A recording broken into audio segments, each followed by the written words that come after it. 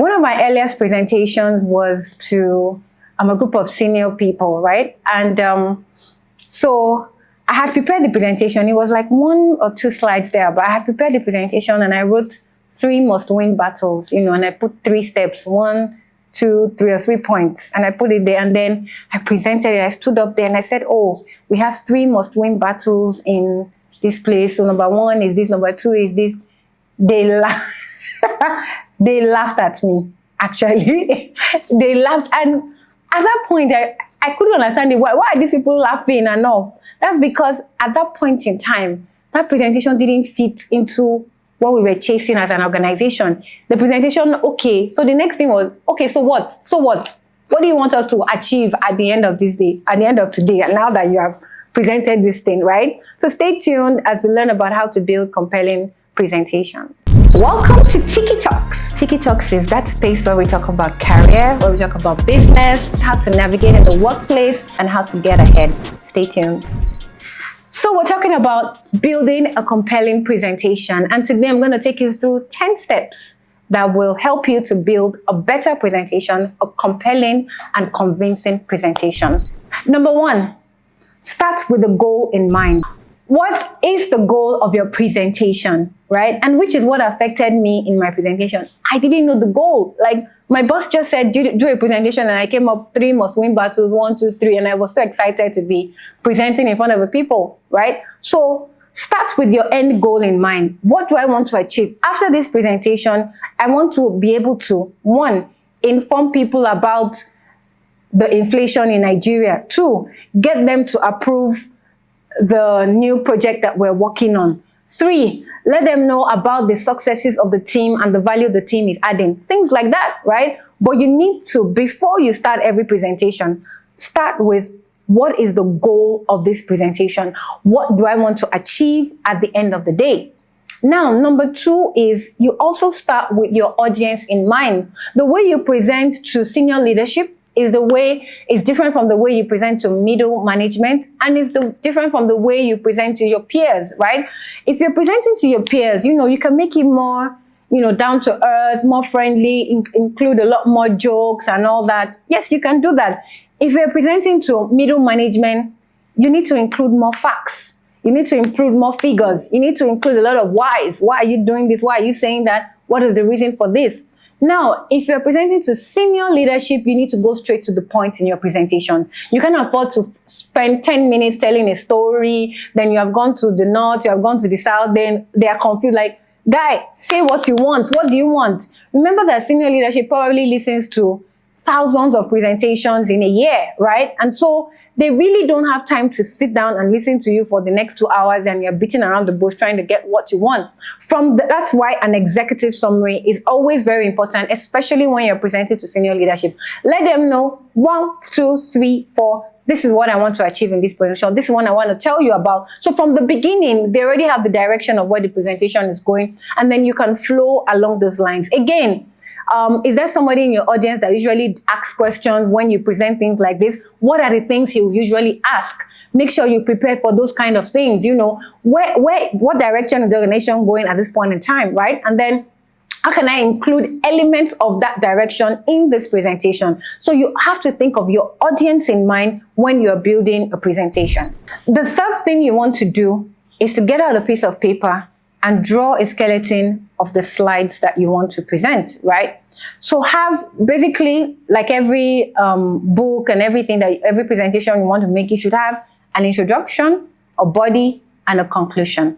And so you should start sketching from slide 1. What do I want to put in my introduction? Do I want to put some facts and figures? Slide 2, what do I want to put in the body? What is the main meat of what I'm saying? And then you put more details and all that. Slide 3, or it can be 3 slides, it can be 6, it can be 10. You must have that skeleton in your mind, right? Where you have that slide number. On slide 1, I'm showing a graph that has this. On slide 2, I'm showing a pie chart. I'm dividing my slides into 4. I'm putting a picture of this here, a picture of this here. But you must have that skeleton, which leads me to the 4th point. You must tell a logical story. Make sure a presentation is also an art of telling stories. It's not just about putting slide 1, slide 2, slide 3, slide 4, but make sure that the slides have a flow. a logical flow into each other. So slide 1, you have an introduction, moves into slide 2. It's continuing from the point you mentioned in slide 1. And then slide 3 is buttressing the points that you mentioned in slide 2. And then slide 4, like that, like that, like that. You keep your audience captivated with that story. But you can't put one slide, you put one information, second slide, there's no connection with the first one, then third slide is a totally different slide, then fourth slide, and then people are left at the end of the day confused, like, okay, what exactly are you saying? You're taking them to the left, taking them to the right, taking them back and forth. At the end of a presentation, they still don't know what you want. They still don't know what you want to do. You've probably thrown in so much information that they are confused, right? So ensure that your slide has that logical flow from slide 1 to the end of your slide where you are telling a story at the end of the day. Then you need to flesh out your slides, right?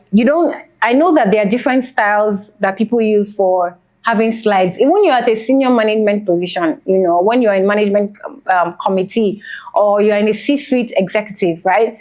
You don't necessarily need to put a lot of information, a lot of facts and everything into your slides, right? That's where you see, if you've ever attended a presentation by Steve Jobs, right? He can just put one picture of a fish jumping out of the water, right? He can just put one picture of his half-eaten apple and then talks through the presentation, right? He talks through it.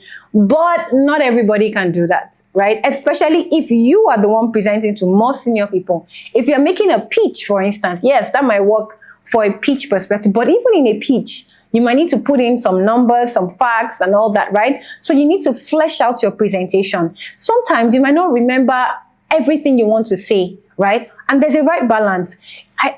It's not ideal to see a presentation that is full of words and then you see 10 different lines with stories. I went to this, I did this, I did this, I did that. No, that's not how a presentation is supposed to be, right? So you're supposed to make a good balance of image and words, right?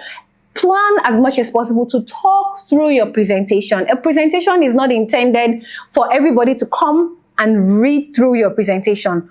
Also, a presentation is not intended for people to just listen to you without looking at the slides that you have. So you must have a good balance between the slides you're showing and the words you're saying. You don't want to put too many words on the slide. At the same time, you don't want to put too few information on the slide and then you can't remember everything you wanted to say and then you're struggling and all that. Yeah, I know some presentations, you have those notes at the end, but that's time between checking the notes, looking what do I want to say, okay, what's my next point and all that. It's usually ideal to have something that joggles your memory on the slide, something that you would remember the number. And if it's numbers, if it's figures and all, it's best to just put it on the slide. Then you can now talk through the slide as you go along in the presentation. Number 5 is if you need to, make use of templates. I use templates a lot because I realize that I'm not too good in designing things from scratch. Like I see some very interesting presentations, nice charts, nice colors, nice designs and all that. I'm like, how do people do this? But I stopped wasting my time trying to build a slide from scratch because it's time consuming. My profession is not to build slides, right? I should actually know how to build good slides, but I don't have to spend 3 hours building a good presentation. So what do? I go online. There are a lot of platforms where you can get free templates to use for presentation. I have different templates that I use just so that I don't have to waste time. Sometimes I just type in presentation with charts and then it brings out different presentations for me with charts that I can use. And of course, I adapt it to my own style. Again, I've met people that they have so beautiful slides, very fancy slides and all that, but they are not able to adapt it to their context. That's also a skill. You don't just get fine slides and put it in, but you need to know how to adapt those things to your context. And that comes with practice. The more you use those templates, the more you're able to say, okay, I want to say this slide has 3 charts. What are the 3 charts that I want to put here? This slide has 3 points. What are the 3 points that are now leading to another point and all that? So it comes with time. The more you use those templates, the more you adapt to it, but you don't have to. By all means, if you know how to build the presentation from scratch, a slide from scratch, please do so. But if you don't know how to, you can leverage on templates. And now AI has made things so easy. I have a co-pilot that helps me to build a presentation in minutes. Of course, as with any AI, you have to give it the right prompts to say, okay, build with this, build with this. So it's not like you can just tell AI, build presentation for me, and then you might still fall into the same trap of not having that logical flow, of not telling a story and all that. So use AI to assist you in order to build the presentation appropriately so that you can still tell your story. Number 6, you need to be consistent with your font size, your font type, your font color. You don't want to start up with title slides as black in the first one, and then in the next slide, the title slide is yellow. And then in the next slide, the title slide is red. You also don't want to start out with font size or font type of Arial, and then down the line, you're using something else. They are not aligned and all that. You need to check for all these things to make sure that you are consistent. I actually take time to read through, to look through my slides for consistency. After you finish putting all your points together, arranging it, your pictures, your figures, your facts and all that. Very important to check for sizing, for color, and for font types. Ensure that they are consistent between the slides that you have put together. If you're also new at creating slides, you can ask someone for feedback. So you can share it with someone, which is my point number 7. You can share it with someone to say, I have a presentation tomorrow, or I have a presentation next week. Could you help me review the slides and see, is there anything I need to add, I need to take out and all that? It will definitely help you because they might have some feedback on something that you might have omitted. Now, the last 3 points, I'll go into D-Day. Like, yes, you've done your slides, you've done everything, you've put it together. How do you actually ensure that you make a compelling presentation, right? One is, or let me say number 8, is rehearse. Sometimes you need to get in front of a mirror and present to yourself. Yeah. Especially if you're just new at presenting. What I always do, no matter how many years I have been presenting, I still do this till today. I go through my slide and I talk through it. I put myself in the room and I say, okay, this is what I want to do. I said slide 1. So today I want to talk about this project, blah, blah, blah, blah, blah. In the last 2 years, we have made $10,000. And then I also think about my side notes. So I get a notebook, I get a journal. I say, okay, when I'm talking about this, I need to mention that we made $5,000 last year. And then this year we have increased to $10,000. So I note all the extra points. Then I start asking myself, who are the people that are likely to ask questions in the room? Or what are the things that the people in the room might be interested in? To say, oh, no, you didn't do this. Or no, can you give me more information of this? Oh, can I see this? Can I see this? Most times in my presentation, when people ask questions, most times the answers to their questions are in 1, 2, or 3 slides down the line, because I always try to anticipate. Always. I think about what are the things that they want to know, what's the extra information that they will ask me about, and then I try, if it can get into the presentation as a slide, fine. If not, I have it. One still happened 2 days ago, and it was so beautiful. The guy just said, oh, this thing you're presenting, what percentage of our income, of our revenue is it? Man, if I didn't know that answer, I would have been screwed. I would have looked very silly, right? Because I was there churning out facts and figures, and then suddenly something that was so key to, yes, this thing that you're presenting, what percentage of our income does it contribute to? And if I didn't know the answer, thankfully I had said it, I had calculated in my head that somebody might ask me this question, and I went to check what percentage of our income, and I knew the number. Oh, and I just said, proudly, I said it, oh, it contributes to 76% of our income. I felt so good with myself because that was a result of practice. I had practiced and I had tried to ask myself what people would ask me, and then I had noted down all those points that I thought they might ask me. So that definitely helped me on the day of my presentation. Number 9, when you are presenting, don't read the slides. The people that you are presenting to can read the slides, and don't say it. Yes, you are the one that created the presentation, but don't say it word for word. Don't say, this is the way I intended to.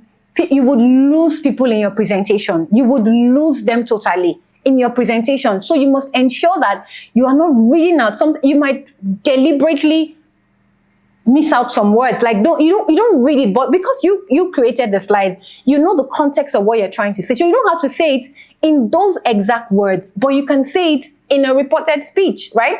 Also, the way you coin your text in the presentation is different from the way you talk. I've seen people doing presentations like they're having a chat with me. I once told somebody to present, to make a slide for me, and I said, oh, these are the key watch outs. So let's put these SKUs and ask people to watch out for them. Lo and behold, she did this slide for me, and she said, And she wrote on the slide, make sure you watch out for these SKUs. And I'm like, Auntie, you don't talk like that on slides, you know. And then I redid it for her. And then I said, this is how you do it. And I wrote key SKU watch outs. And I listed them. And I said, isn't that a better way than saying, make sure you watch out? You're not having a conversation with somebody. A presentation is not a conversation, right? You talk majorly in reported speech when you type in a presentation. Now you can talk to people when you're actually doing the presentation. Yes, you can flesh it out to say, oh, we really need to watch out for these SKUs because they are close to expiry and we have a risk on them. And so we need the sales team to ensure that they're able to push out this SKU so that we don't have bad goods at the end of the day. Of course, you don't write all that in a slide. But I've seen some people writing that we need to watch out for these SKUs so that we don't have bad goods at the end of the day. So the sales teams need to.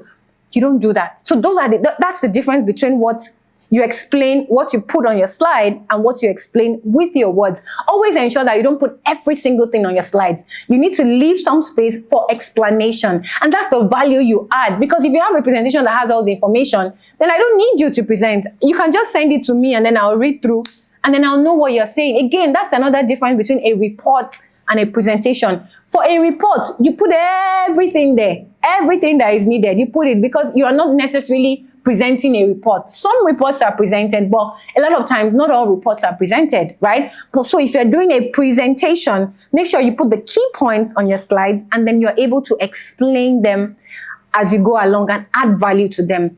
Finally, D-Day on your presentation. If it's a physical presentation, ensure you dress well. If you're a lady, wear heels, do makeup, do nice hair. If you're a guy, wear a nice shirt. Wear something that you feel confident in, because the way you dress also affects your presentation. I remember a presentation I had, and then, you know, that day I made sure that I dressed very well. And just as I was about to enter the boardroom, I saw a colleague of mine, and she was like, alright, this your dressing and all that. Guess what? That was a confidence booster for me. The fact that she noticed the way I dressed and she acknowledged the way I dressed. And so I walked in confidently to the boardroom and said, good afternoon, everyone, because I knew that I was looking good. That also added an air to my confidence. I remember once when I was going for a visa interview and I was actually pregnant, you know, and then I made sure that I looked good. I didn't look how I felt, right? So I did my makeup, I did my hair, I wore heels.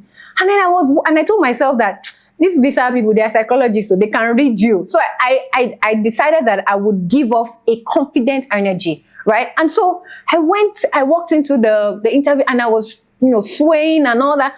One woman had to say, pregnant woman, take it easy, take it. I laughed because it was clear that my confidence was oozing outside. It wasn't just on my inside, but it's something that people could see. And that's how you should be on the D-Day. Yes, the dress and the makeup, you know, the hair or whatever, the tie, the suit, they're all confidence enhancers. But your real confidence should be from the inside, because there are also people that wear these things and they are not confident, right? Speak confidently, especially if you are the one that works on the presentation. And this is what rehearsal does as well. When you go through your slides, when you present it to yourself, you're able to talk without stuttering. You're able to say the facts that you put there because you put them there on the slide. So you're able to say them with confidence, you know.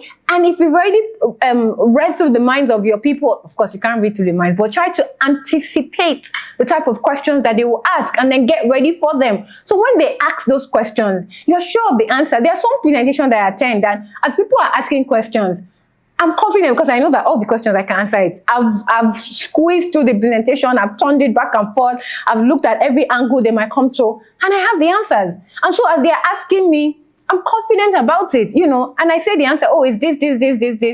There are also times when they ask you and you don't know. Let me gist you guys one story. That's how I went for, I wasn't presenting, I was in a meeting, and then the MD asked me for some information, and I said, I don't know. And he said, so what are you doing here? And I'm like, okay, but it's not my responsibility now. But he didn't care at that point in time. That's when I learned. I told myself, never again, you will not catch me again. So when they ask you something, things like that you're not so sure of, give a range. So they ask you, what did we sell last year?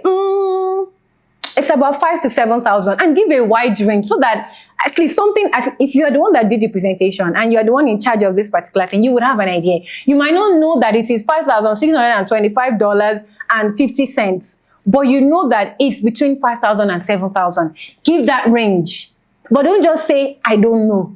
Right? Sometimes you'll be like, oh, I have the information, I will get back to you. Immediately you finish the presentation, send it to the person to say, oh, this is I found out, and this is what we sold, blah blah blah. And sometimes your estimation is wrong. Quickly go back to the person to ask, oh, I made a mistake. It's actually $10,000 that we sold, not between $5,000 to $7,000. At least in that public presentation, you have not embarrassed yourself to say, I don't know. Right? There's just something, there's just a sense that I don't know gives you, it just kind of waters down your presentation.